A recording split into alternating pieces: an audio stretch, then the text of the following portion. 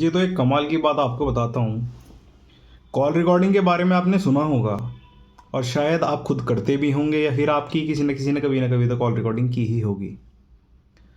तो आपको मैं एक बात बताना चाहता हूँ, कॉल रिकॉर्डिंग अगर आप किसी की करते हैं, बिना दूसरे बंदे की जिसकी आप कर रहे हैं उसकी नॉलेज के बिना, कि जो आप जिससे बात कर रहे हैं कि उसको पता भी नहीं कि आप उसकी जो कॉल है वो रिकॉर्डेड हो रही है आपके पास, तो आप जाने अनजाने में एक ऑफेंस कमिट कर रहे हैं। कैसे?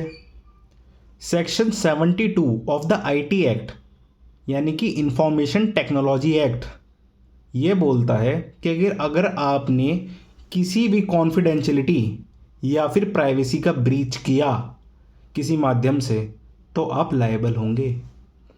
आपको जेल जाना पड़ सकता है इस चीज़ के ऊपर। हाँ जी। और आपने कॉन्स्टिट्यूशन के बारे में तो ज़रूर सुना होगा। अभी 26 जनवरी रिसेंटली ही गई है, रिपब्लिक डे मनाते हैं हम उसमें, उस तारीख को। तो उसमें एक आर्टिकल है, article 21 of the Indian constitution क्या कहता है? It talks about life and personal liberty of an individual, of the citizen, of a non citizen, every one. Okay. तो एक केस आया था, केस पुट्टा स्वामी केस, जिसमें कि एक राइट टू प्राइवेसी को भी एक राइट माना गया है। आर्टिकल 21 में, आर्टिकल 21 के अंदर आता है, राइट टू लाइफ के अंदर आता है राइट टू प्राइवेसी।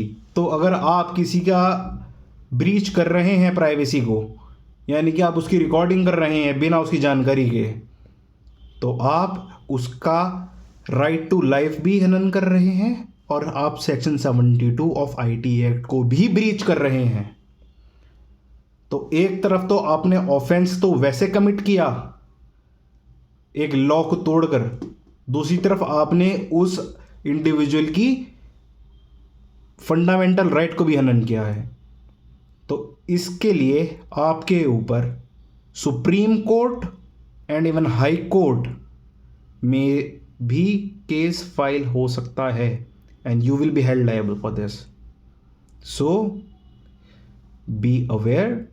और ये वीडियो उन लोगों के साथ शेयर करिए जो इन कामों में ज़्यादा इन्वॉल्व रहते हैं।